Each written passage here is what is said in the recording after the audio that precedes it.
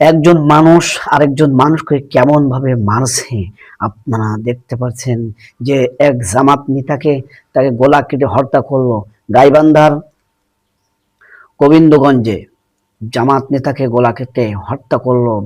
এই সমস্ত মানুষগুলো যারা এই বাংলাদেশে এখন কি শুরু হয়েছে, এই বাংলার জমিনে কোনো অভিভাবক এখন নাই, যেমন ইচ্ছা তেমন করতেছে, মানুষ মারতেছে, মানুষ বাড়ুই বাড়ুই মারতেছে, পাথর দিয়ে মারতেছে, মানুষকে পিটায়ে পিটায়ে মারতেছে, মানুষকে গোলা কেটে হত্যা করতেছে।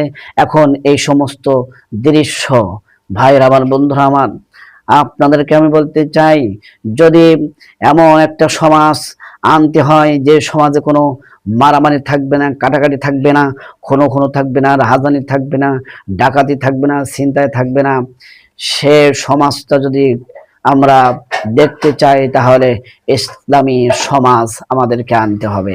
ইসলামী সমাজ ছাড়া কোনো সমাজে শান্তি আসতে পারে না।